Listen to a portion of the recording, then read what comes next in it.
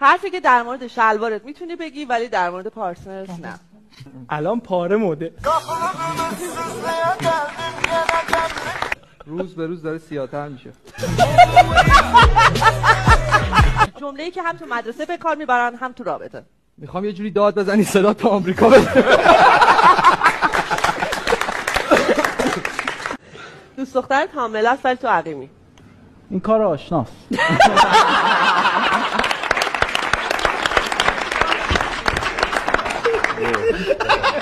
چیزی که تو رستوران میتونی بگی ولی به دوست دخترت نه. بیا ببین خودت میتونی اینو بخوری. تو خونه با دختری یهو باباش میاد. ببین وقت برای دعوا زیاده. الان یه نخ سیگار داریم. بزرگ فامیل داره نصیحتتون میکنه، چی بهش میگی؟ من نمیدونم این همه خوراکی رو میز هست چرا اینا رو نمیخوری؟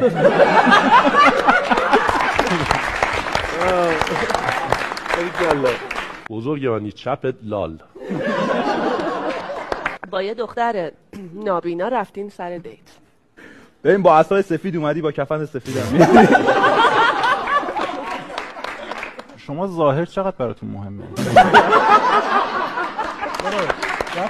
رفتی داروخونه کدکس بخری یهو پدرزنت میاد. اینجوری نگاه نکن ما خیلی سیسمونی بدهی حالا. شاعرای قدیمی هستید که اومدین در قرن معاصر. چنین گفت رستم به اسفندیار، من ویلا میگیرم تو خانوم بیار. استاد تو گچه دکتر شیاف نوشته پدر بزرگ رفیقت کنارته. یه شیافه دیگه چرا داری شیره میخوری؟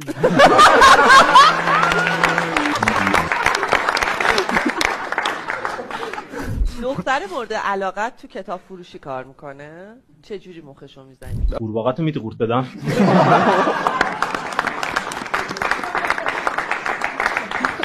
فروشنده لباس زنونه ای؟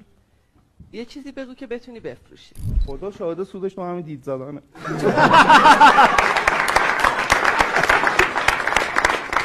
بدترین چیزی که میشه سر خاک رفیقت بگی. بیا مرزه تو همچین فامیلایی داشتی ما میرفتیم اندرز بود.